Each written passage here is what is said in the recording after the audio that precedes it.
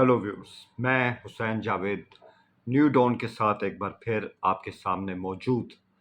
अ, title आपके सामने है अमिताभ बच्चन वर्सेस दिलीप कुमार।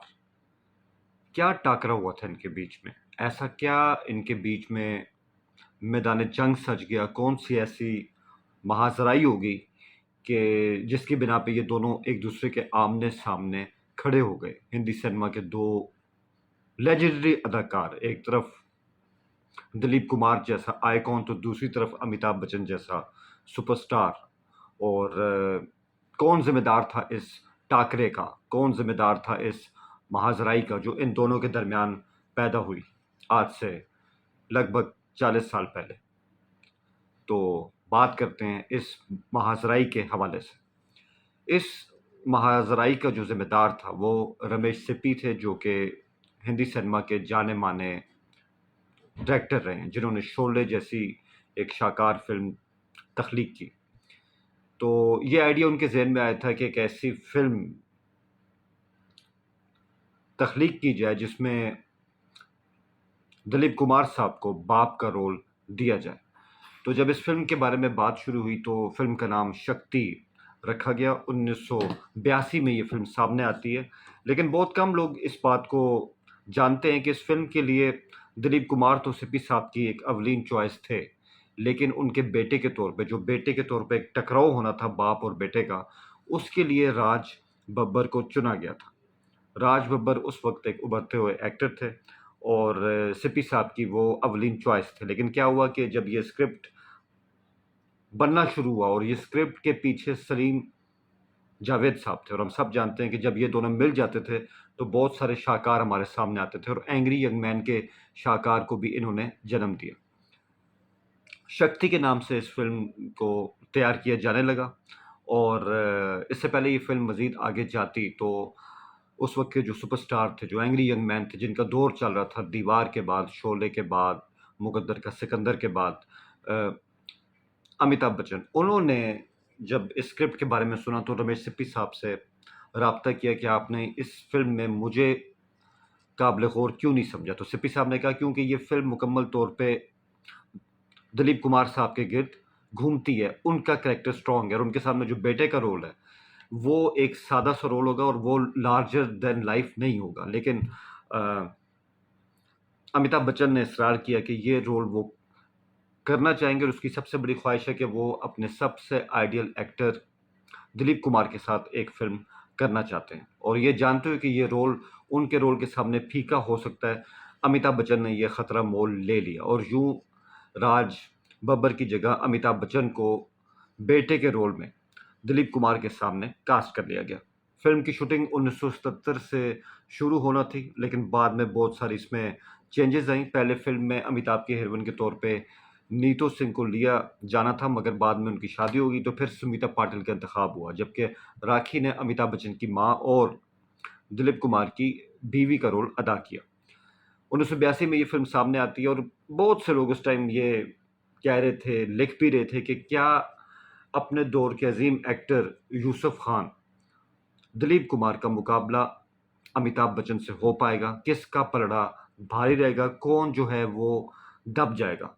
और इस तमाम चर्चा के साथ, इस तमाम सनसनीखेज़ी के साथ शक्ति फ़िल्म 1 अक्टूबर 1982 को हमारे सामने आती है, और रमेश सिप्पी साहब ने एक शाहकार सही मानों में तख्लीक किया। हम देखते हैं कि ये फ़िल्म मुकम्मल तौर पे एक संजीदा फ़िल्म थी, इसमें आपको कोई ह्यूमर नहीं मिलेगा। इसमें मुकम्मल तौर पे एक इंटेंस फ़िल्म के तौर पे हम इसको आज भी याद रखते हैं। बाप और बेटे की महाज़राई की जंग थी, और मुकम्मल तौर पे मज़े की बात है इस फ़िल्म में, जहाँ मैंने कहा कि कॉमेडी नहीं थी, जहाँ इसमें एक्शन बहुत ज़्यादा नहीं था। ये मुकम्मल तौर पे जज़्बातियत की फ़िल्म थी, एक जनरेशन गैप की फ़िल्म थी कि बाप और बेटे के बीच में फ़र्ज़ आके खड़ा हो गया, जिसकी बिना पे बेटा अपने बाप से दूर हो गया, और ये दूरी उस वक़्त तक ख़त्म नहीं हुई जब तक फ़िल्म का क्लाइमेक्स नहीं आता।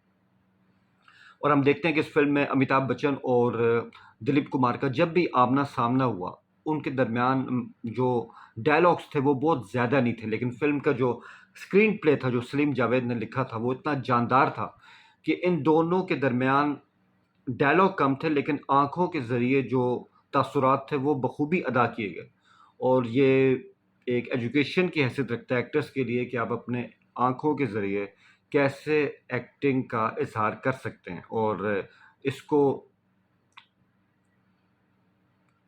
हम आज भी याद रखते हैं इस फ़िल्म को, ख़ासकर इसके कुछ सीन ऐसे हैं जैसे मुकम्मल तौर पे हमने देखा है कि दिलीप कुमार ने अश्विनी कुमार के नाम से एक पुलिस ऑफिसर का रोल अदा किया जो बहुत फ़र्शनास है। इतना फ़र्शनास कि जब उसको बेटे को किडनैप किया गया तो उसने अपने बेटे को अपने फ़र्ज़ की कीमत पे कुर्बान करने से इनकार कर दिया, और यही वजह बनती है विजय की अपने बाप के खिलाफ जाने की कि मेरे बाप को फ़र्ज़ कानून मुझसे ज़्यादा प्यारा है, और वो दूरियां बचपन से शुरू होती गई और हमेशा कायम रही। फिर हम ये देखते हैं कि फ़िल्म में 2 सीन ऐसे भी आते हैं जहाँ ये लग रहा था कि शायद ये दोनों एक दूसरे के साथ दोबारा से निभा कर पाएँगे और बाप-बेटे के रिश्ते में गर्मजोशी आएगी। एक वो सीन जब राखी के इसरार पर अमिताभ बच्चन वापस अपने घर आते हैं। दिलीप कुमार वेलकम करने के लिए उनको आगे बढ़ते हैं, लेकिन एक कत्ल के इल्ज़ाम में अमिताभ बच्चन को पुलिस अचानक गिरफ्तार कर लेती है, तो बाप-बेटे आपस में शुरू-शुकर नहीं हो सकते। और दूसरा वो सीन जो आज भी लोगों को याद है कि जब राखी की मौत हो जाती है, तो अमिताभ उस वक़्त जेल में होते हैं, उनको ख़ासकर अपने माँ की आखिरी रस्मात में शिरकत करने के लिए घर में लाया जाता है। अब ये वो सीन है कि घर के कोने में दिलीप कुमार अपनी बीवी के गम में बैठे हुए हैं।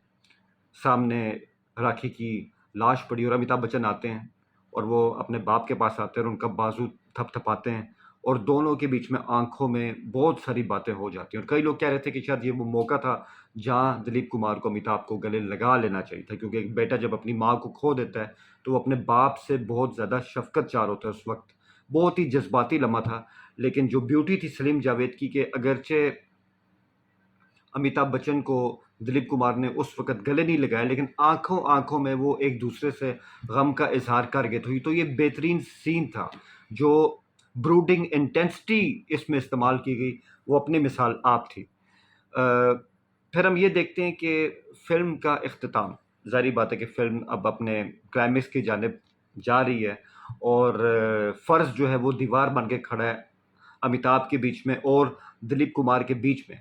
और आखिर में हम देखते हैं कि अपने फ़र्ज़ को निभाते हुए दिलीप कुमार अमिताभ को फ़िल्म के आखिरी सीन में मुंबई एयरपोर्ट पे शूट कर देते हैं, और ये वो पहला सीन होता है जहाँ लपक के वो अपने बेटे को थाम लेते हैं, और उनका बेटा उनकी बाहों में मरते-मरते ये कहता है कि मैंने हमेशा चाहा कि मैं आपसे नफ़रत करूँ, लेकिन मैं कभी कर नहीं सका, क्योंकि मैं आपसे मोहब्बत को कभी ख़त्म नहीं कर सका। और इसका जवाब जो दिलीप कुमार ने दिया वो बहुत ही कमाल का था कि मैं भी तुमसे हमेशा मोहब्बत करता रहा था, तो तुम मुझसे नफ़रत कैसे कर सकते थे? तो फिर उसके बाद विजय मरते-मरते अश्विनी कुमार जो कि उसका बाप है, उसकी बाहों में कहता है कि आपने मुझसे ये इज़हार मोहब्बत क्यों नहीं किया? आपने मुझसे कहा क्यों नहीं कि आप मुझसे मोहब्बत करते हैं?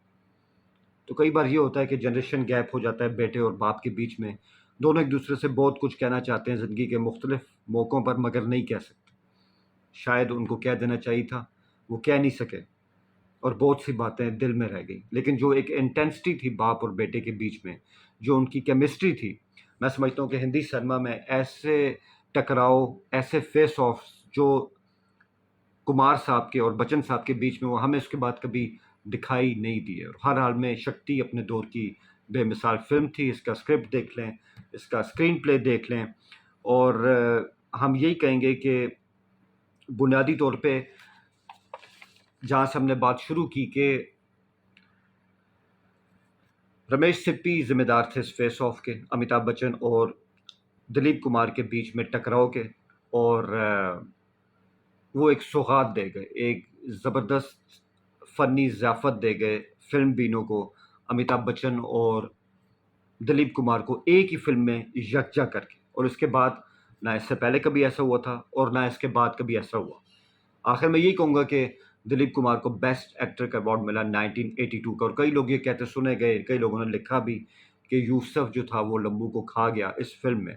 लेकिन हकीकत तो ये थी कि इन दोनों के दरमियान ऐसी कोई महाज़राई नहीं थी, और हम जैसे मैंने शुरू में कहा कि अमिताभ बच्चन की ख़्वाहिश पर वो इस फ़िल्म का हिस्सा बने थे, और उनको पता था कि दिलीप कुमार का रोल उन पर हावी हो सकता है।